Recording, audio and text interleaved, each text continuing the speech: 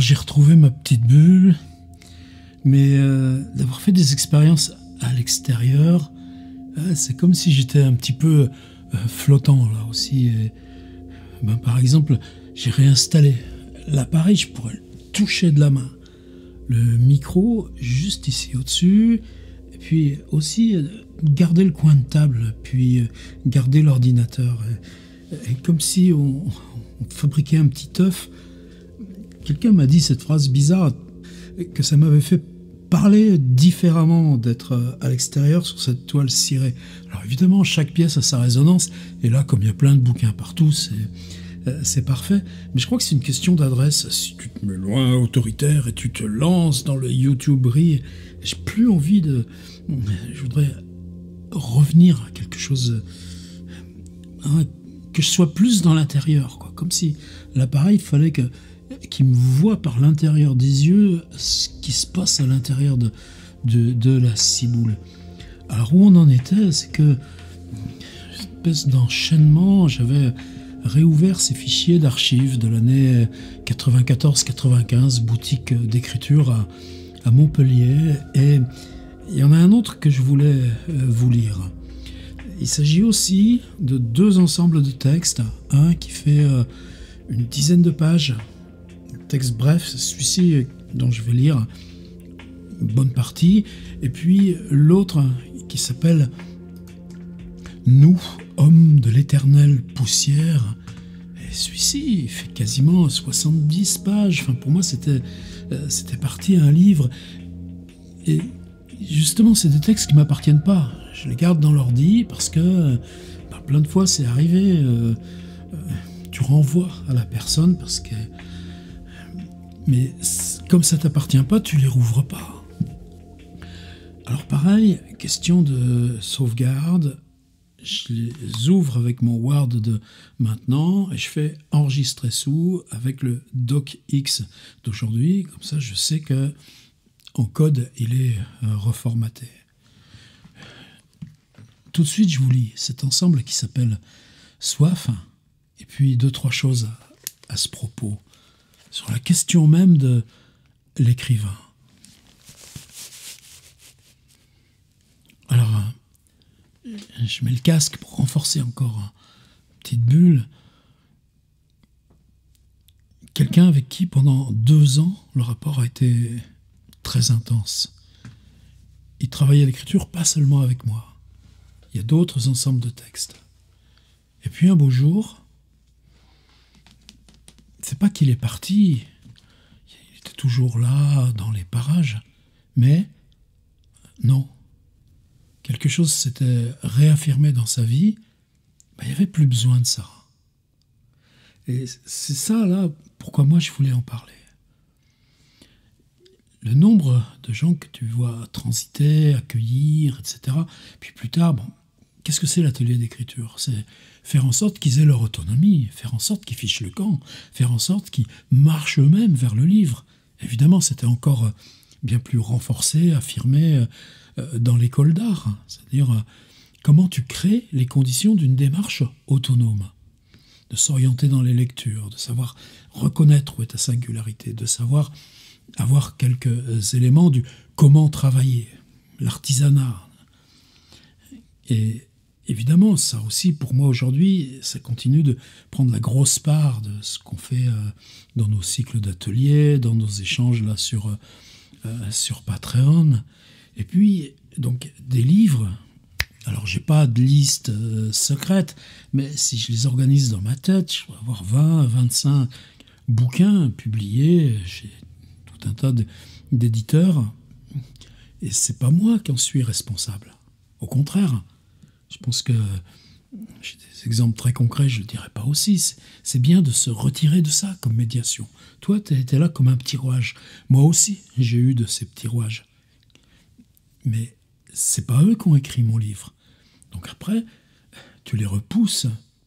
Et c'est bien cette sensation d'être repoussé. Par contre, il y a toujours cette volonté. C'est-à-dire cette volonté de se dire, j'écris, à un moment donné, l'écriture, elle prendra son indépendance, son autonomie, et elle ira faire le livre. Et à ce moment-là, c'est une autre bagarre. la question de l'édition, comment le préparer pour l'édition, comment entrer en contact avec les éditeurs, comment faire en sorte qu'après le livre il vive. C'est-à-dire qu'en école d'art, il y avait toujours ça aussi pas loin derrière. Comment tu te prépares à la guerre? C'est-à-dire c'est pas la guerre qui fait exister le livre, mais le livre sans la guerre, c'est pas sûr qu'il puisse exister non plus. En tout cas, là, il y a quelque chose de très indémêlable. Et ce texte que je vais vous lire, écrit il y a 25 ans, 94, 95, pour moi, je l'ai toujours eu comme repère intérieur, en me disant, il existe des textes ou des démarches, nous, hommes de l'éternelle poussière, soif, qui sont déjà des livres qui pourraient entrer là, sur ce grand départ vers le large du livre, comme ceux qu'on a dans nos bibliothèques. Je pense, tiens, Philippe Ramy. La première fois que j'ai vu Philippe Ramy, la première fois qu'on a échangé des textes, l'écrivain n'était pas devenu. Et lui, j'en parle parce que quand il est devenu l'écrivain Philippe Ramy, chez Chêne, ensuite à la table ronde, il n'y avait pas de rejet, au contraire. Mais, par exemple, je sais que sa relation avec Jacques Dupin était devenue beaucoup plus importante que la relation très fraternelle, mais moins dans l'écriture, que là où on avait pu être lié, avec Fred Griot, Ronald Klapka, autant de SMS de la cloison, là, cette chose quand il était sur un lit d'hôpital sous morphine et qu'il avait que les 2 pouces pour envoyer des petits messages. Là, c'est pas que je m'égare. Pour Philippe Ramy, la volonté d'écrivain, la volonté de faire en sorte que ses écrits deviennent, par ce départ en voyage sur la grande mer, par la guerre qu'on installe. Le terme guerre n'est pas forcément choisi. C'est pas des stratégies, c'est pas du marketing, c'est pas des trucs comme ça. Mais on l'aide le livre, on le fait exister le livre, on crée l'auteur qui permet d'identifier le chemin du livre. Et moi, pendant 25 ans, il y avait toujours dans un coin de la tête le fait qu'à Montpellier, La Paillade, dans 2 ans de voyage, avec une personne très précise, il y a eu des textes qui, pour moi, étaient ceux d'un écrivain, majeur ou pas. On s'en fiche, on n'est pas dans des classifications de cette sorte. Et puis que cette personne avait dit « Ok, c'est bien, mais moi, c'est pas mon chemin. » Et ça, je l'ai toujours gardé. Et je crois que maintenant, c'est encore autre chose. Et si je le sors aujourd'hui, c'est pas neutre. C'est que peut-être pour moi aussi, maintenant, cette espèce de liberté d'écrire pour soi, peut-être que je commence à y atteindre, alors que pendant 25 ans, 35 ans depuis mon premier livre, j'avais besoin de cette béquille extérieure, de l'appui sur le voyage du livre. L'appui sur le voyage du livre pour se constituer soi-même. Allez.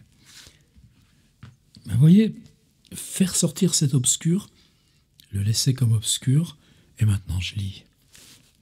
Soif. La mémoire est la pensée incandescente de nos rêves. J'ai vécu devant la mort comme un inconnu devant le réel, brûler les livres avant qu'ils renferment un parfum d'être humain. Seul, devant la glace, je réponds de mes crimes d'un visage porté à nu. La main tremble, souvenir, contre-choc d'une surface froide plongée. La pénombre s'installe dans la ville souterraine. Le temps est figé par la soif qui devient la seule préoccupation de mes membres. La cascade fleurit, l'eau qui ne peut trouver la surface, marcher à l'intérieur de l'eau. Otage, la lumière du printemps inonde le lieu par les orifices de la roche craquelante. La vue devient incolore. Peur, affolement de jambes, des mains agrippent des bouts de matière en suspension. La solidité n'est pas au rendez-vous. Soif, Eau verte, rien ne coule. La mousse a recouvert le tronc d'arbre couché sur l'herbe. Des gouttes de pluie viennent et perlent le sol. L'eau ruisselle sur mes joues. Vallée plantée de 1000 arbres qui affrontent la tourmente pleine plantureuse d'où jaillissent les parfums d'oiseaux volages. Soif. L'eau contourne la terre vers l'est, le soleil remonte vers l'ouest, le temps se gélifie au sud de nos pensées, rêve d'une planète en gravitation aux rondeurs rigoureusement lisses de profondeur. Le visage de l'enfant endormi se réveille, plafond, lumière, les étoiles se jettent à corps perdu dans nos rêves. Le souffle coupé, j'arrache à la montagne mon bâton de marcheur. Le noir provoque la pensée à cet unique instant. Je suis ce marcheur égaré, traversant les rêves. Vision de coquelicots sur champs gris, odeur de jardin disparaissant dans la brèche de la maison. La soif oppresse mes mains qui s'accrochent au sol, l'obsession d'un monde basculant dans une rotation infernale. Les jours tournent sur les mois tournent sur les années, inclure sa respiration dans la tourmente et en sortir rigoureusement intact. Soif d'un monde envahi par les eaux, à présent plus de volonté, s'engloutir dans sa mémoire, ne plus être qu'un corps flottant sur un fleuve boueux. Traverser des plaines et des champs cultivés émerge de leur passivité. Le voyage de la boue à travers le fleuve fracture la ville, la maison au toit rouge inonde le paysage, le chemin grimpé toujours plus haut à la recherche de la graine fertile. La descente se fait par la cascade, navire emporté sur la mer déchaînée, le marin a cédé sous l'angoisse. La barre se brise, livre le navire à l'écume. Nous dérivons à présent tous les deux. Rien ne préfigure notre rencontre, mais la descente nous a réunis. Un moment d'accalmie vient frapper notre imagination. Accrochée à tout ce qui peut flotter, l'attente commence. Le cyclone approche, le moment où il faut partir, la rupture est proche. L'enfant endormi, les yeux fermés, reprend contact avec les berges de la mémoire. Les chemins de la montagne ouvrent la route de la glace éternelle. Glisser vers un sous-sol, sortir de la montagne, gagner la plaine ombragée, croquer les fruits descendus du jour où la nuit profonde et glaciale mûrissait en silence l'avenir. Soif, le mur se fend, l'eau passe. Soif, le mur se fend, l'eau passe, séparation en deux bords, formation des continents, poussée latérale, survenue dans la nuit, rougeâtre d'un coucher de soleil, nuit bleutée au parfum de commencement, soif. Une idée, un mot longe la rue, remonte vers la plaine, se jette à travers bord sur le précipice de l'aventure. L'insouciance, peut-être en tout cas la plénitude de vous savoir loin de tout, mais présente dans chaque objet touché, mécanisme qui vous institue dans cet ensemble qu'est ma vie. La maison se fabrique, 2 pièces apparaissent, la lumière inonde le sol, se baisser pour se regarder dans le reflet du carrelage, ouvrir les mains pour y découvrir la parole inaccessible, projeter ses mains sur les murs blancs, fendiller le sous-sol d'une espérance de paroles entendues, souffrir d'une main blessée, recouvrir sa parole d'un épais bandage, quitter ce monde, la main guérie car la parole s'est refermée, marcher des heures sur le sable fin, ne rien percevoir de la tempête, marcher au-devant de tout, pour tout entendre, seuls les nuages flottent sur la pensée en désuétude, soif. Rien ne dort de la musique dans la rue calme d'un samedi matin. L'odeur des croissants commence à se répandre. La musique s'accorde aux couleurs propulsées par la brise dans des oreilles sourdes où résonnent des trombones. Le mimosa élargit ses branches, le vent s'engouffre dans la ville, les cafés se peuplent de personnages, enfin sortis de leur léthargie d'otages, les conversations vont bon train, l'attente commence, le passage au printemps ne deviendra réalité que dans l'ultime naissance qui verra les arbres perdre leurs feuilles pour laisser place aux bourgeons. Le matin est déjà installé dans la chambre, les draps plissés, les yeux portés sur le rebord de la fenêtre. La pluie battante vient frapper les carreaux de ma chambre, la tapisserie à fleurs réprime mon envie de courbe, voir mon corps se déchiqueter sous l'effet de la pluie battante, souvenir de corps perdus dans une chair fractionnée. Ce soir, la nuit tombera sur ma mémoire, fermer les yeux pour me préparer au choc, soif. Ouvrir les yeux, ne pas voir dans quel état nous sommes après notre passage d'un ventre rond à une terre en rotation. Dans la partie intacte du souvenir, la parole juste est de dire « Souviens-toi, chose vue par-dessus notre épaule, que regardais-tu quand tu échangeais notre regard pour 2 pièces et 1 sou, l'émerveillement d'une colombe sortie d'un chapeau ?» Qu'espérais-tu de nous, simple spectateur, toi magicien? Ouvriras-tu la porte du passage d'où nul ne revient, car la courbe nous dispense des rigidités de notre espèce? Nous nous distrayons du temps. La main se pose sur le fauteuil. L'heure passe sur l'idée sommaire que vous vous faites de moi. Nom qui se brise sur le sol, pour ne pas avoir à lui survivre. Soif, sur le sol éternel de la glace, la brutalité du site m'oblige à poursuivre la marche. Dans le paysage, la montagne comme seule solitude déboule la pente rocheuse. L'oiseau m'a vu dissimulé derrière le bloc de roc attente qui dure. Le temps de l'oiseau survole de la plaine, le visage ébouriffé par les courants d'air d'altitude, précipice ouvert de la montagne transformant la vue, traverser le sol, la planitude qui me fait oiseau. La musique devient montagne, l'eau avale le fond, la glace devient mémoire d'eau, la vue s'ouvre sur le passage de l'oiseau, perdre l'équilibre pour écouter le vent se porter au secours, suivre le cours de la rivière pour trouver le poisson, le décortiquer d'un coup de bec. La montagne grandit sur le sol, se reflète l'érosion du blanc, fracture du sol, laissant passer le souffle du précipice, rupture de la page blanche. Soif, fondation irréprochable de l'eau, précipitation de la terre qui palpe la forme inconsciente de la marche. Vous qui regardez le soleil se bleuir dans un reflet océanique, marchez jusqu'à ce que tout devienne terre. L'eau passe, des corps intacts, poursuivre la marche, tendre la main, soif, présent. Regardez la lune, fustiger le soleil à travers le miroir terrestre, s'imposer la marche comme seule symphonie vers la destinée. La maison est détruite, la main n'a pu tenir, le langage des murs brisés, le souffle de la cascade interrompu par l'eau qui s'échappe de sa trajectoire, provoquant le noir, ne point revenir, ne point partir, ne point rester là comme statue fidèle à son piédestal. La main de l'artiste a parlé à la pierre, la forme s'arrondit, le corps immergé, renverser le pot de terre pour éprouver la culpabilité du métal fractionné.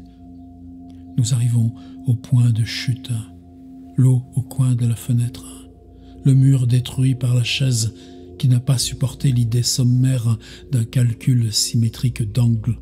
La profondeur du confort éprouvé repose ma tête, je la fais basculer sur le rebord du fauteuil, les yeux mi-clos, la parole sourde invite au repos.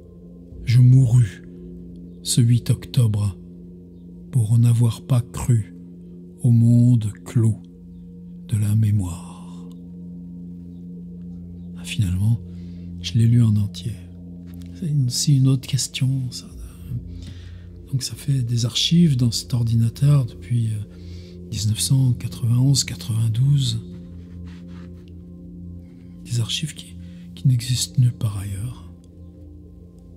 Fragiles, qui qui s'évanouiront avec moi. C'est étrange d'y penser. Le travail de soi-même qui a servi pour que cette chose se fabrique et qu'ensuite vous laisse repartir arrière.